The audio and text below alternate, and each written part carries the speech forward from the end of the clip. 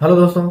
आज हम बात करेंगे माउथ ब्रीदिंग के बारे में, या कहें बच्चों के द्वारा जो मुंह से सांस लिया जाता है खासकर सोते समय, उसके बारे में चर्चा करेंगे। क्यों ये तकलीफ हो रही है उनको, इसका क्या समाधान हो सकता है, सारी जानकारी आपको वीडियो में मिलेगी। अंत तक बने रहें। चलिए शुरू करते हैं।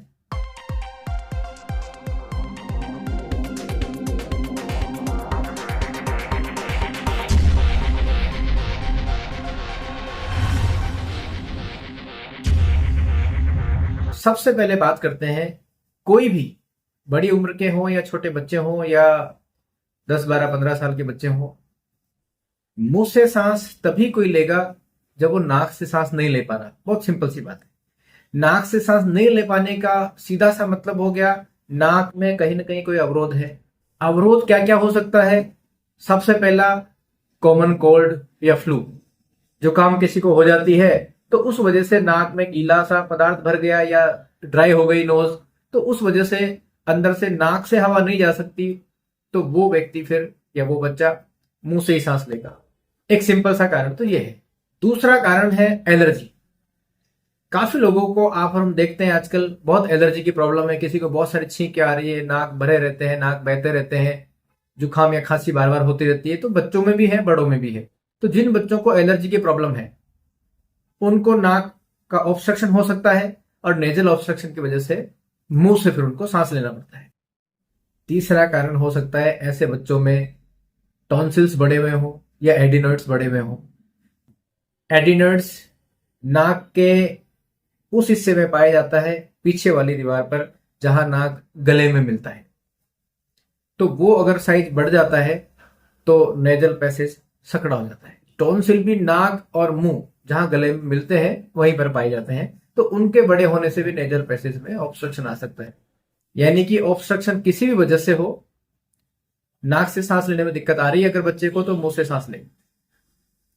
एक और कारण हो सकता है, नाक के दोनों जो नथुने हैं इनके बीच का जो ये सेप्टम है, जो दोनों चैम्बर को अलग अलग डिवाइड करके रखे हुए हैं, इसमें कोई डेविएशन हो जाए, टेढ़ा मेढ़ा हो जाए, इसकी वजह से भी ऑब्स्ट्रक्शन हो सकता है।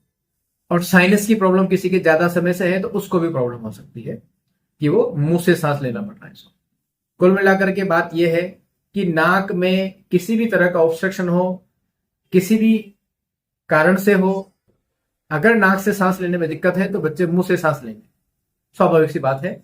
और ये तकलीफ ज्यादातर बच्चों को होती है लेटने के बाद, सोते समय। साथ ही एक बात और समझते हैं, जिन लोगों को पता नहीं कि हमारे बच्चे नाक से सांस ले रहे हैं कि मुंह से सांस ले रहे हैं, तो उनको कुछ सिम्टम से देखने के बाद पता लग सकता है कि कुछ तो दिक्कत है, इसका चेकअप कराना चाहिए बच्चे का।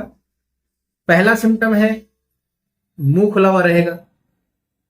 अगर किसी बच्चे का सोते समय मुंह खुला हुआ है, इसका मतलब वो मुंह से सांस ले रहा है, शायद उसको नाक से सांस नहीं आ रहा।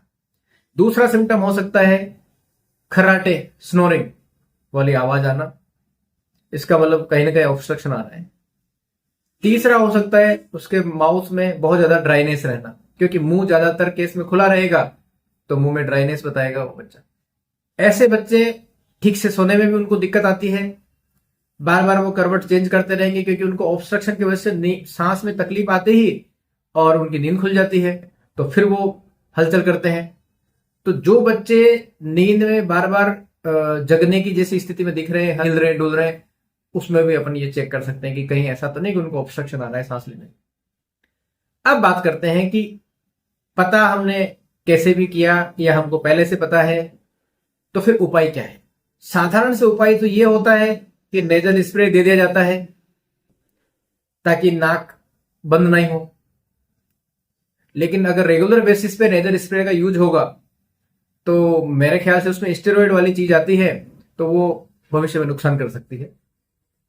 या फिर एलर्जी की गोली दी जाती है, एलर्जी की गोली भी आप हमेशा नहीं ले सकते क्योंकि उसका भी फिर ज्यादा समय लेंगे तो साइड इफेक्ट आने लग जाएगा। प्राकृतिक कोई तरीका आपको ढूंढना चाहिए। एक प्राकृतिक तरीका हम काम में लेते हैं, हम होम्योपैथिक से ट्रीटमेंट करते हैं।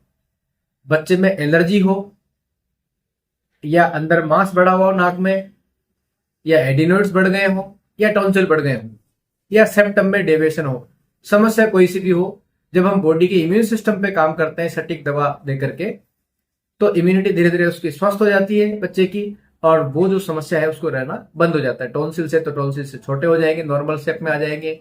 एडिनोइड बढ़ा हुआ है तो वो भी ठीक हो जाता है। ऑपरेशन की किसी भी चीज में जरूरत नहीं है। और साथ ही अगर एलर्जी है तो उसका भी ट्रीटमेंट धीरे धीरे करके कुछ महीने में हो जाता है। तो बच्चे की ये प्रॉब्लम आसानी से सॉल्व हो जाती है होम्योपैथिक से। बस होम्योपैथिक में एक सावधानी है, आपको कोई भी वीडियो देख करके या सोशल मीडिया पे देख के सेल्फ मेडिकेशन नहीं करना, किसी की भी राय से नहीं करना है। क्योंकि हर पेशेंट का कॉन्स्टिट्यूशन अलग होता है, बीमारी का कारण अलग है, शरीर की तासीर अलग है, स्वभाव अलग है, टेंशन अलग है, लाइफ स्टाइल अलग है। तो उस आधार पर ही सबसे बेस्ट सिमिलर मेडिसिन मैच करी जाती है, जो हर बच्चे की अलग अलग हो सकती है। तो आप किसी क्वालिफाइड होम्योपैथिक फिजिशियन को दिखाकर ही कंसल्ट करें।